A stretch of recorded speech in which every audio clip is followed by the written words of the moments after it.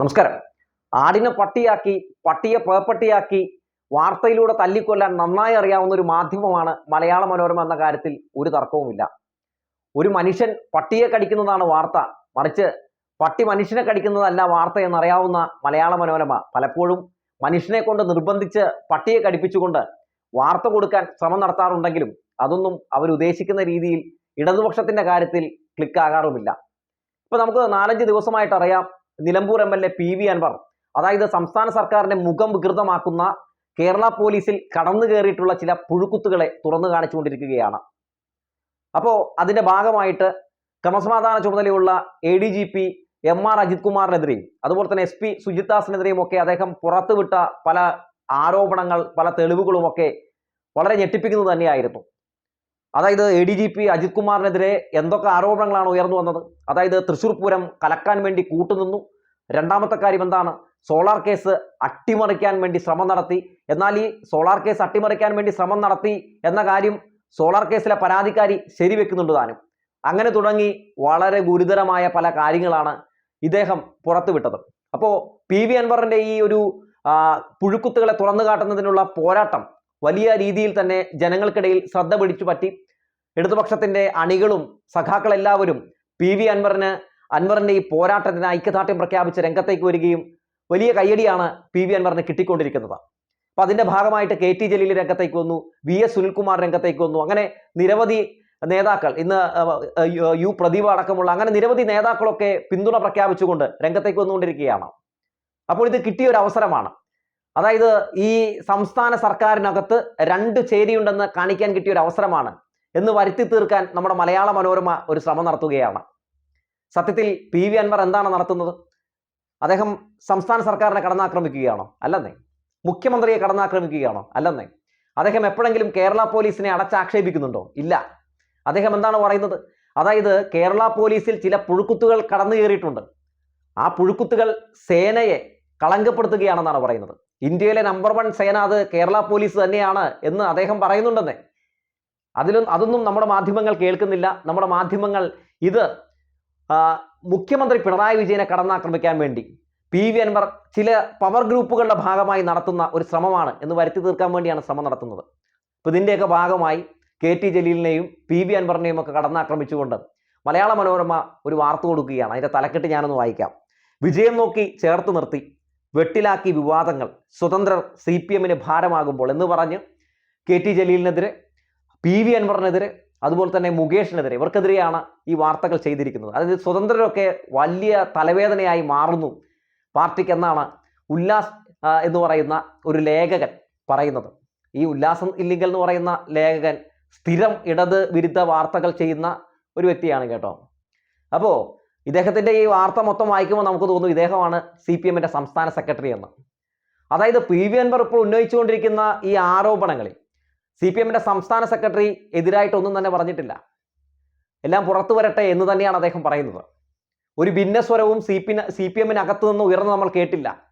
മുഖ്യമന്ത്രിയോ അതുപോലെ തന്നെ MV ഗോവിന്ദൻ മാഷോ എതിർത്ത് ഒരക്ഷരം വരെ ഈ സമയം വരെ പറഞ്ഞിട്ടില്ല. അന്വേഷണം പ്രഖ്യാപിച്ചു. അപ്പോഴും ഇവർ അതിനെ മറ്റൊരു രീതിയിലേക്ക് ഒരു വിവാദമാക്കാൻ വേണ്ടി ശ്രമം നടത്തുകയാണ്. എങ്ങനെയാണ് ഈ സ്വതന്ത്രർ വിവാദമായി മാറുന്നത്?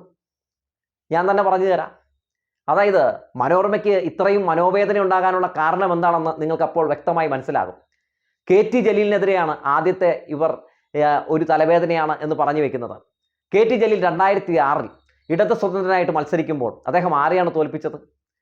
അതായത് UDF-നകത്തെ ഏറ്റവും പ്രഗത്ഭനായ കേരള രാഷ്ട്രീയത്തിലെ ഒരു വൻമരമായിട്ടുള്ള PK കുഞ്ഞാലിക്കുട്ടിയെയാണ് അന്ന് KT ജലീൽ തോൽപ്പിച്ചത്. പിന്നെ 3 തവണ അദ്ദേഹം വീണ്ടും തവനൂരിൽ നിന്ന് ജയിച്ചു മുന്നേറി. ഇന്നും PK കുഞ്ഞാലിക്കുട്ടിക്ക് അന്ന് നേരിടേണ്ടി വന്ന തോൽവി, ആ തോൽവിയുടെ ക്ഷീണം വിട്ടുമാറിയിട്ടില്ല. അപ്പോൾ രണ്ടാമതാരാണ്? രണ്ടാമത് PV അൻവറാണ്. PV അൻവർ 2016-ലാണ് മത്സരിക്കാൻ വേണ്ടി രംഗത്തേക്ക് ഇറങ്ങുന്നത്. അന്ന് അദ്ദേഹം ആരെയാണ് തോൽപ്പിച്ചത്? നമുക്കറിയാം, അദ്ദേഹം നിലമ്പൂരിൽ നിന്നാണ് നിയമസഭാ സാമാജികനായി മാറുന്നത്. അതായത് ആര്യാടൻ മുഹമ്മദിന്റെ ഒരു വലിയ ഉരുക്കുകോട്ടയായിരുന്നു അത്, കുത്തകയായിരുന്നു ആ മണ്ഡലം. അന്ന് മകൻ ആര്യാടൻ ഷൗക്കത്തിനെ തോൽപ്പിച്ചുകൊണ്ടാണ് ഈ PV അൻവർ ജയിച്ചു കയറിയത്. PV അൻവർ അതിനുശേഷം MLA ആയ ശേഷം അദ്ദേഹം നടത്തിയിട്ടുള്ള പല പ്രസ്താവനകളൊക്കെ പലപ്പോഴും CPM-ന് ഗുണം ചെയ്തിട്ടേ ഉള്ളൂ. CPM-ന്റെ അണികളെ ചേർത്ത് നിർത്തിയിട്ടേ ഉള്ളൂ. അദ്ദേഹം നടത്തിക്കൊണ്ടിരിക്കുന്ന ഓരോ പോരാട്ടങ്ങൾക്കും പാർട്ടി അണികൾ നൽകുന്ന പങ്ക് അല്ലെങ്കിൽ പിന്തുണ കാണണമെങ്കിൽ അദ്ദേഹത്തിന്റെ ഫേസ്ബുക്കിലോ അല്ലെങ്കിൽ അദ്ദേഹത്തിന്റെ വാർത്ത വരുന്ന പല കമന്റ് ബോക്സുകളൊക്കെ ഒന്ന് ചുമ്മാ തുറന്നു നോക്കിയാൽ മനസ്സിലാക്കാവുന്നതേ ഉള്ളൂ. അപ്പോൾ പിന്നെ മുകേഷിനെതിരെയാണ് ഉന്നയിക്കുന്നത്. 2016 തന്നെയാണ് മുകേഷും മത്സരിക്കാൻ രംഗത്തേക്ക് വരുന്നത്. മുകേഷ് കൊല്ലത്ത് നിന്ന് 2 തവണ ജയിക്കുന്ന സാഹചര്യം ഉണ്ടായി. മുകേഷിനെതിരെ ഈ ഇടക്കാലത്ത് ഒരു ലൈംഗിക ആരോപണം വരുന്ന സാഹചര്യവും ഉണ്ടായി. അപ്പൊ അതൊക്കെ ചേർത്ത് വെച്ചുകൊണ്ടാണ് ഇവരൊക്കെ വലിയ തലവേദനയാണ് എന്ന് പറഞ്ഞു വെക്കുന്നത്.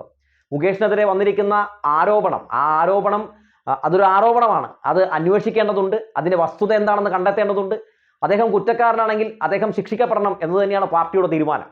അങ്ങനെ ഒരു ആരോപണം വന്നപ്പോൾ തന്നെ, പരാതി കൊടുത്തപ്പോൾ തന്നെ എന്തായാലും മുകേഷിനെ സംരക്ഷിക്കുന്ന നിലപാട് പാർട്ടി എടുത്തില്ലല്ലോ. പാർട്ടി ജാമ്യമില്ലാ വകുപ്പ് ചുമത്തി കേസെടുക്ക് എന്ന് തന്നെയാണ് പറഞ്ഞത്. ജാമ്യമില്ലാ വകുപ്പ് തന്നെയാണ് മുകേഷിനെതിരെ എടുത്തിരിക്കുന്നത്. അപ്പോൾ ഇത്തരം സംഭവങ്ങൾ ഉണ്ടായാൽ, ഇത്തരത്തിലുള്ള പരാതികൾ ഉയർന്നിട്ടുണ്ടെങ്കിൽ അവർക്കെതിരെ നടപടി സ്വീകരിക്കാനും അല്ലെങ്കിൽ അത്തരക്കാർക്കെതിരെ കർശനമായ രീതിയിലുള്ള താക്കീത് നൽകാനും ഒക്കെ ഈ പാർട്ടിക്ക് നന്നായിട്ട് അറിയാം. മാത്രവുമല്ല, ഇങ്ങനെ ലൈംഗിക ആരോപണങ്ങൾ ഉയർന്നു കേൾക്കുന്നത് ആദ്യത്തെ സംഭവമൊന്നുമല്ലല്ലോ. എൽദോസ് കുന്നപ്പള്ളിക്കെതിരെയും വിൻസെന്റ് MLA-ക്കെതിരെയും ഒക്കെ ഇത്തരത്തിലുള്ള ആരോപണങ്ങൾ ഉയർന്നു വന്നിട്ടുണ്ട്. പക്ഷെ അതൊന്നും മനോരമ കാണില്ല കേട്ടോ. എന്തായാലും ഇത്തരത്തിലുള്ള ആരോപണങ്ങൾ ഉയർത്തിക്കൊണ്ട് ഇവരൊക്കെ CPM-നകത്തെ ഒരു റിബലാണ് എന്ന് വരുത്തി തീർക്കാനാണ് മനോരമ ശ്രമം നടത്തിയിരിക്കുന്നത്. പക്ഷേ നിങ്ങൾക്ക് മാറിപ്പോയല്ലോ മനോരമ. PV അൻവറിന്റെ കാര്യത്തിലും KT ജലീലിന്റെ കാര്യത്തിലും മുകേഷിന്റെ കാര്യത്തിലുമൊക്കെ നിങ്ങൾക്ക് അമ്പയെ തെറ്റിപ്പോയി. സഖാക്കൾ ഈ വാർത്ത കണ്ടിട്ട് ചിരിക്കുകയായിരിക്കും, ഈ മനോരമയുടെ വാർത്ത കണ്ടിട്ടേ.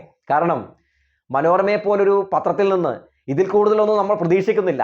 അതായത് കമ്മ്യൂണിസ്റ്റ് പാർട്ടി അധികാരത്തിൽ വന്നിട്ടുണ്ടെങ്കിൽ വിഷം കഴിച്ച് ആത്മഹത്യ ചെയ്യുമെന്ന് പറഞ്ഞ മാമൻ മാപ്പിളയുടെ പത്രത്തിൽ നിന്ന് പിന്നെ എന്താണ് പ്രതീക്ഷിക്കേണ്ടത്? ഇതൊക്കെ തന്നെ മാത്രമേ നമ്മൾ ആ വിഷം ചീറ്റുന്ന പത്രത്തിൽ നിന്ന് പ്രതീക്ഷിക്കുന്നുള്ളൂ. മാത്രവുമല്ല, PV അൻവർ ഇപ്പോൾ നടത്തിക്കൊണ്ടിരിക്കുന്ന ഈ പോരാട്ടത്തിൽ അദ്ദേഹം എന്താണ് ആവർത്തിച്ച് പറഞ്ഞുകൊണ്ടിരിക്കുന്നത്?